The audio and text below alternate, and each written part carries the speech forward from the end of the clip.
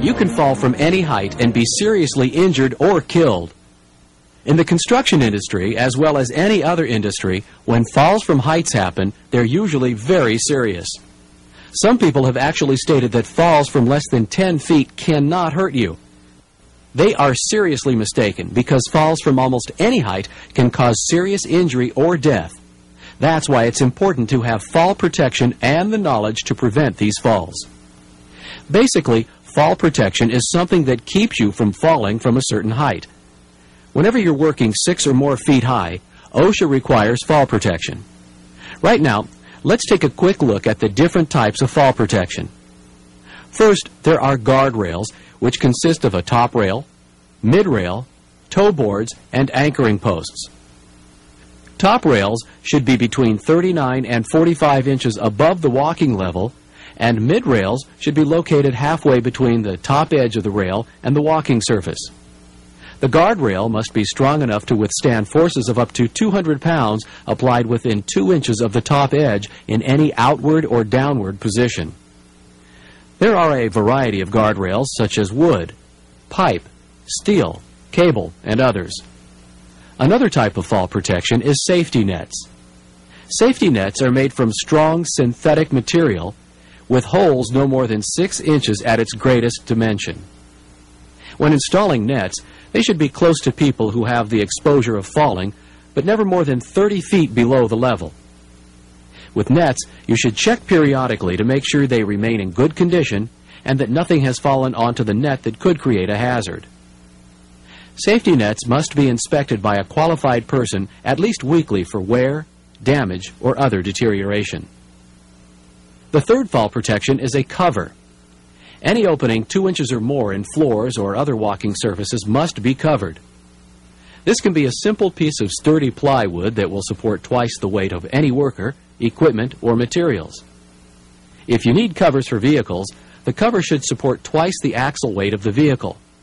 However, this rule does not apply to cast iron manhole covers or steel grates on streets or roadways. When placing covers over open holes or gaps, write the word hole or cover in large, easy-to-see letters and make sure the cover is securely in place. Next, we have a personal fall arrest system that's specifically designed to protect you in a free fall situation. When you're free falling, you're going at a very rapid speed with weight and distance of the free fall, and when you stop, it's the sudden impact that actually causes injury. The farther you fall without stopping, the greater the impact and potential for injury. Let's take a look at a personal fall arrest system. Generally, it has 5 components: a full body harness, a lanyard, snap hooks, an anchorage point, and the 5th component is knowledge of how the system works and how to take care of the equipment.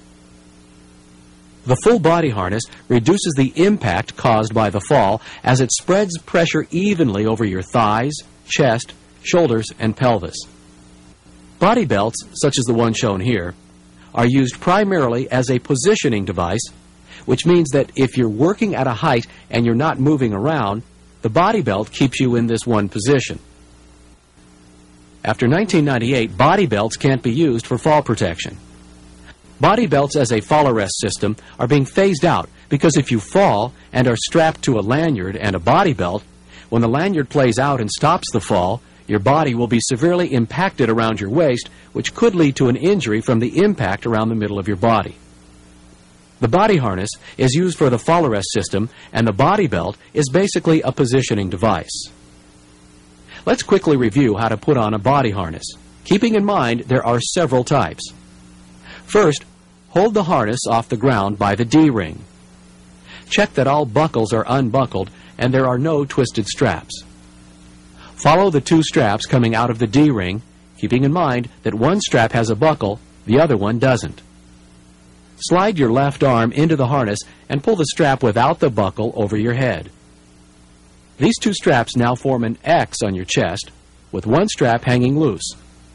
Take the loose hanging strap and buckle it into the waist strap. Straps on this type of harness always hook up yellow to black, as you see here. Now, hook up your thigh straps, and if you've done everything correctly, The D-ring should be in the middle of your back. The next step would be to attach the shock-absorbing end of the lanyard to the D-ring and the other end of the lanyard to the anchor point. Keep in mind that the body harness will stretch about 1/2 foot during a fall. You need to consider all the stretching factors of the harness, lanyard, and other components so you can judge your stopping distance if you fall. Using a different harness, begin by putting the arms through the shoulder straps and snap the chest strap with plastic snaps. Put the leg straps through the tongue buckles and adjust snug around your legs. Make sure you can touch the D-ring on back of the harness after these steps. Attach the shock-absorbing lanyard to the harness with the locking snap hook. Let's look at it this way. Let's say you're working on a bridge that's 12 feet from the ground. You have a lanyard that's 6 feet long, which means it will allow you to fall about 6 feet before the shock absorber comes into play. As the shock absorber comes up, it allows another 3.5 feet to play out. The body harness will stretch about 1/2 foot.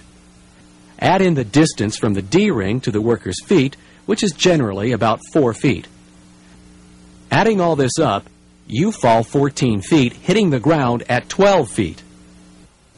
There's more to it than just thinking a 6-foot lanyard will stop you at 6 feet.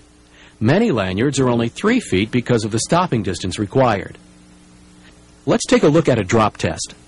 The person demonstrating the drop test has been properly harnessed and has the lanyard attached to an anchoring device.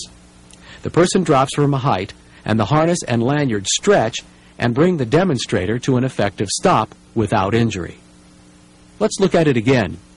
You'll notice that a safety net was used in this controlled situation for additional safety. On job sites, appropriate and properly secured safety nets can be used as fall protection. Now let's review the lanyard. The lanyard is attached to the body harness between your shoulder blades and to an anchoring point. There are different kinds of lanyards, such as nylon, polyester, cable, and rope. Shock-absorbing lanyards and rope grabs are designed to absorb most of the force of a fall. Actually, they can be called a deceleration device because they slow, then stop your fall. If the lanyard you're using has been subjected to a fall, tag out the lanyard because it can't be used again. You can tell if it has been used by inspecting the stitching on the tag. If it's been used, the stitching will be torn out. Make sure the lanyard is in good condition, without any defects, tears, or cuts, and the stitching is in place on the tag. Inspect the metal components for signs of corrosion, cracks, sharp edges, or signs of excessive wear. Make sure you know how long your lanyard is when determining how far you will fall before you stop, including the stretch factor of the lanyard.